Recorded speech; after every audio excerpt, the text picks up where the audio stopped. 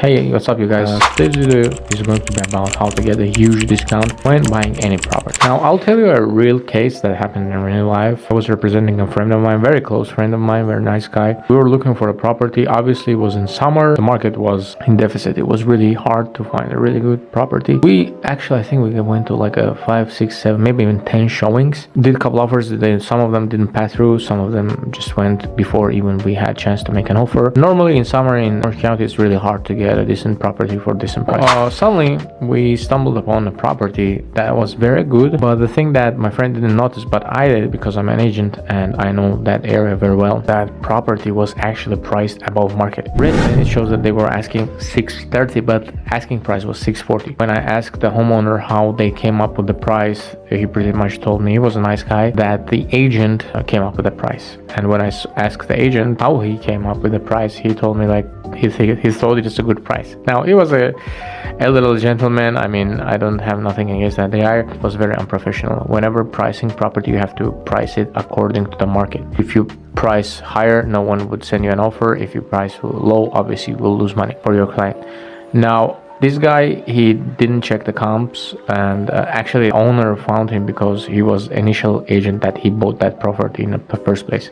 So he went to that guy because he knew him. It was priced very high, and I knew that the property was high. But besides of that, there was another problem. So these guys were moving to their city and they requested to stay about 2-3 months more than after closing, and it was obviously a problem for many buyers. Now, where is the problem? There is an opportunity. I agreed with my friend to do an offer. We obviously did a little lower offer. They accepted that offer. I knew that the house would not appraise at the price that they were asking. So the price, I believe the house got appraised was $580. The owner didn't want to sell, so we had to pay, I believe, $10,000 more. That was the thing, or we agreed somehow. Pretty much we ended up saving about $50,000 on that house for my friend.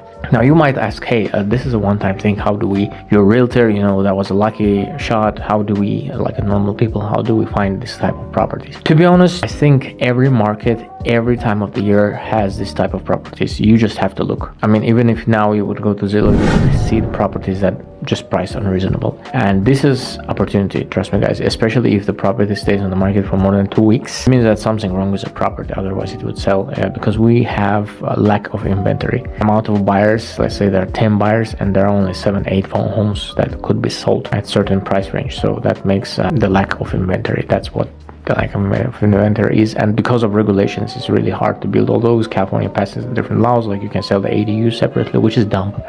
I mean, who would want to sell ADU separately? That doesn't make sense. Like, it's not a townhome, it's not a house, it's not a kind of, it's like going and buying someone's garage. Anyways, instead of it would be much easier if they would be passing the laws that would allow historical building to be, for instance, I have a historical building right now in Santa Ana, and back in the day they used to build, there were no setbacks, so the garages were connected to the neighbor's fence. There are whole neighborhoods like this, and when someone does complain about that, the city, what they do, they come and cite you. Now, instead, I think it would be much smarter to help the landlords somehow to legalize this, not make them to reconstruct the sites. Because of this type of regulations, people don't want to build, and it's just expensive. Most people just bring the labor out of state. It doesn't make sense. California should relax their policies towards businesses, otherwise people just would keep living. I would personally say the best way to find this type of properties is to find a good agent. If you really found a good agent, I mean, this guy would be able to help you to find a good property, to distress property, and get it at the right price with a huge discount.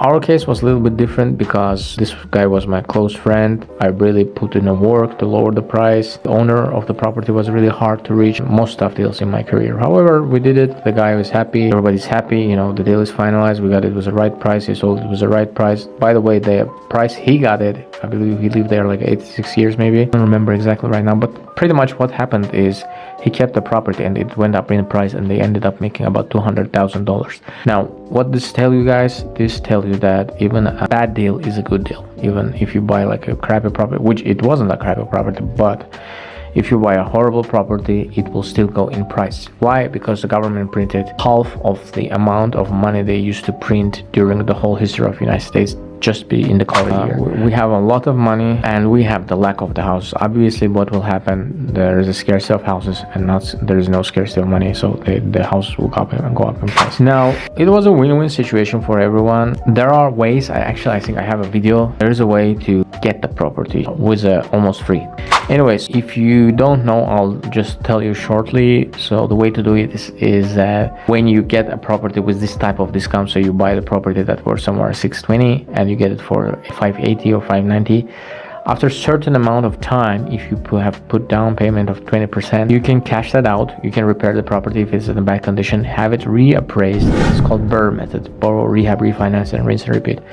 After that, you pretty much end up buying the property for free. You're taking out the money you invested in, you're getting a new loan that is covering the old loan, and then you keep the property, and you can rinse and repeat, find those type of properties. So if you guys want to do deals like this, feel free to leave a comment in the DMs. I see a couple guys keep commenting and sharing their thoughts in the comments. I appreciate that, and let me know what kind of topics are you interested in. I'll be talking about that in our next videos. Have a good one. See you on the next one.